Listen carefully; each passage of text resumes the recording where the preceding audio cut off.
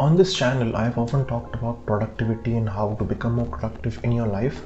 Today, I wanted to make you go through my phone and the productivity apps that I use. These are the apps which help me become a better person and also help me keep track of how better I have become since yesterday and since the months gone by.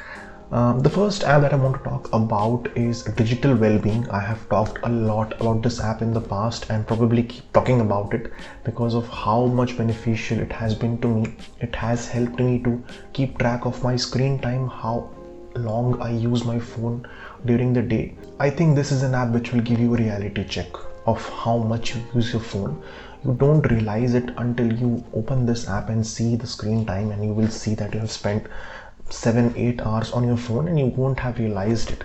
And you can also set timers in the app if you don't want to use a particular app for more than, let's say, 10 minutes. If you don't want to use Instagram for 10 minutes or let's say Facebook for more than 10 minutes, you can set that timer and you will not be able to use the app after that time period. The second app I want to talk about is the Loop Habit Tracker. This is probably the favorite habit tracker I found on the Play Store.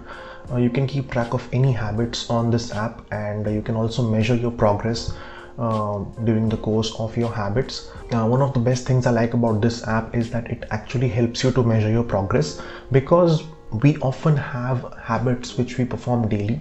We don't see any changes coming in us. For example, if we exercise daily, we don't see any changes in our body, but it is actually helping us in the long term. So if you keep track of your habits, you will be able to see that you are actually making progress, even though you might not be seeing it in real life. Third app is Keep Notes. Keep Notes is my static notes app. What I mean is that this app has the static information about me. For example, my address, my YouTube channel links, my video links, and all these things, which will not change over time. I just have them in the Keep Notes because I can just share it anytime, just search it very easily and say share it anytime. And it is also available on the web because it's a Google app. So yeah, it's very simple and I love to use this app. The fourth one is Notion. This is again my personal and professional notes app. I use Notion to keep track of various things. For example, my movies, my shows which I watch, the books that I have read, and more importantly, the videos that I have created. I have a video tracker on this app where I have the list of all the videos I've created so far, the links to them, and the date on which they were published. So it really helps me to get motivated to create more videos because I have to be in line with my previous schedule. The fifth app is Pocket Casts. Pocket Casts is my podcast app. I don't listen to podcasts on Spotify. What I like about Pocket Casts is that it is incredibly simple to use.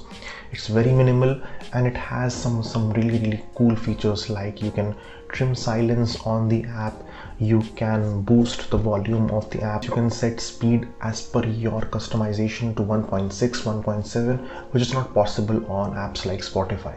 The last app I want to talk about is Readwise. Readwise is my highlights app, by which I mean is that it has all the highlights which I have created in my life. For example, if I'm highlighting something on Kindle, my Readwise is synced to my Kindle. Readwise is an app which you can sync to various sources like Kindle, and you will be able to store all those highlights on Readwise. And even if you are reading an article on the web and you want to highlight something and share it to Readwise, you can do that. And later on in time, Readwise will send you a daily email with your highlights so that you can keep track of them and you don't forget them. Often when we read books, we forget what we have read and we don't apply them. So this keeps reminding you of those highlights and you can keep applying those thoughts of your books in your real life as well. So these were the 6 apps that I wanted to share, the productivity apps, and I hope you had at least 1 or 2 useful apps from this video. And I hope this was a useful video for you, and if you like this video, please give it a thumbs up, and I'll see you guys in the next video. Thank you for watching.